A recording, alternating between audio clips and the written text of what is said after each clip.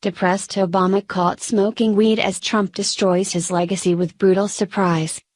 Barack Obama hasn't made an official public appearance in months, with insiders saying he is depressed and way behind on writing his memoirs. Reports say he was smoking weed like a fiend, and now, it got a lot worse with what just happened between Barack and President Donald Trump. Obama is devastated after he got a brutal surprise from Trump, and it will ruin his life, as it ruins his legacy forever.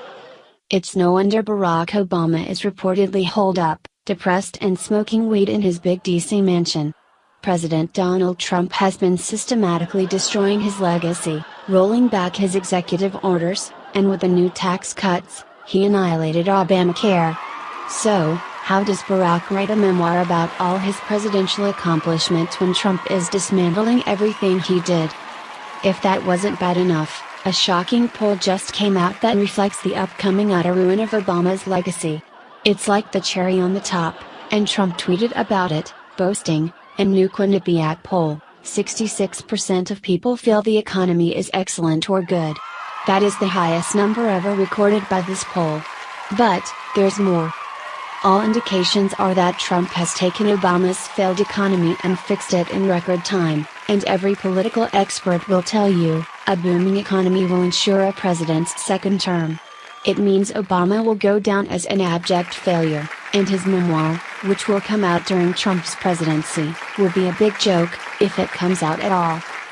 This is how bad it is for Obama. Trump has even helped the African American community, something Obama, our first African American president, failed to do. Trump touted that accomplishment, tweeting, "African American unemployment is the lowest ever recorded in our country. The Hispanic unemployment rate dropped a full point in the last year and is close to the lowest in recorded history. Dems did nothing for you but get your vote." Front Page magazine reports, even the left-wingers at NPR were forced to grudgingly admit Trump was right.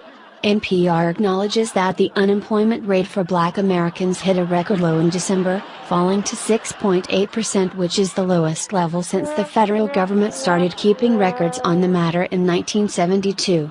Hispanic unemployment fell a percentage point in the last year to 4.9% last month after dipping to 4.8% in November. The stock market keeps setting new records, and the dramatic correction bearish forecasters keep warning us about never seems to come. So, what does Obama do? Well, for weeks, he has been out of the public eye, and the last time that happened, insiders reported he was depressed and smoking weed. Ed Klein, a noted insider with longtime connections with the Democratic elite, reported about Barack's nervous breakdown, in his book titled, All Out War: The Plot to Destroy Trump. Klein wrote, Valerie Jarrett, says Barack is listless. He mostly sits in his study in the Kalorama house playing video games. He's behind writing on his memoirs. He isn't terribly enthused about the book right now, and he hasn't done a lick of work on it. He'll take phone calls from show business friends like Bruce Springsteen, Jay-Z, and Tom Hanks, but he refuses to talk politics.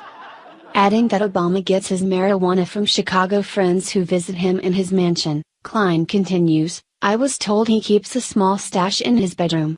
The former president and first lady have separate bedrooms in their mansion in the Kalorama section of Washington, D.C. He has rolling papers and knows how to roll a joint.